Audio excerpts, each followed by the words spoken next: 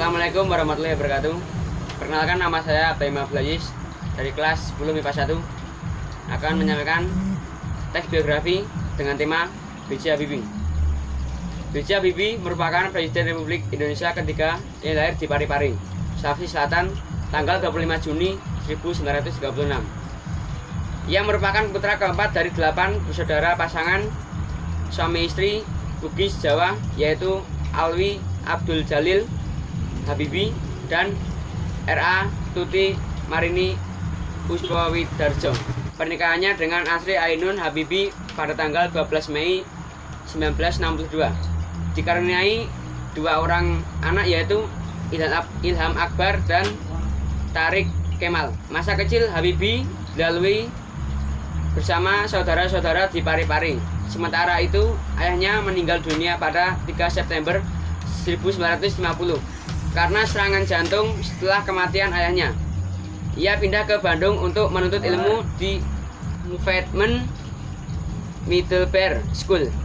Semasa sekolah, prestasinya sangat menonjol, terutama di bidang eksata. Setelah menamatkan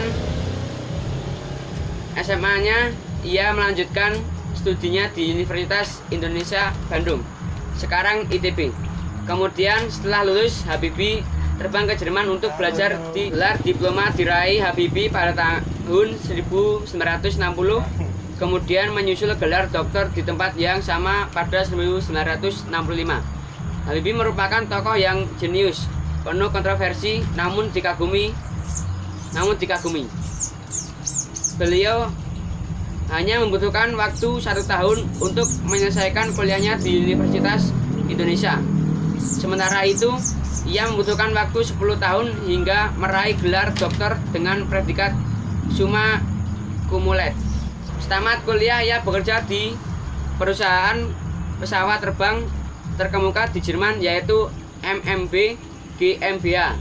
Semasa mendedikasikannya di industri pesawat terbang, dirinya pernah memperoleh penghargaan bergengsi, yaitu Theodore van Karaman Award. Melihat sepak terjangnya, Soeharto pun memanggilnya pulang ke Indonesia.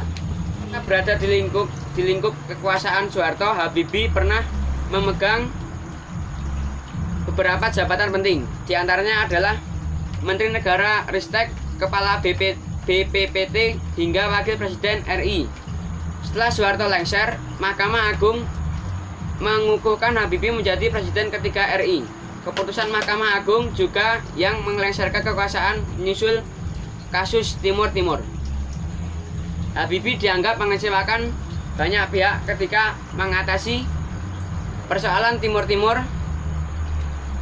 Di dalam persoalan ini, Habibie memang memberikan opsi kembali ke RI atau memilih merdeka kepada rakyat Timur Timur melalui jejak pendapat. Hasil jejak pendapat menunjukkan bahwa rakyat Timur Timur ingin merdeka. Akhirnya, pertanggungjawaban Habibie ditolak oleh MPR dan resmi diberhentikan.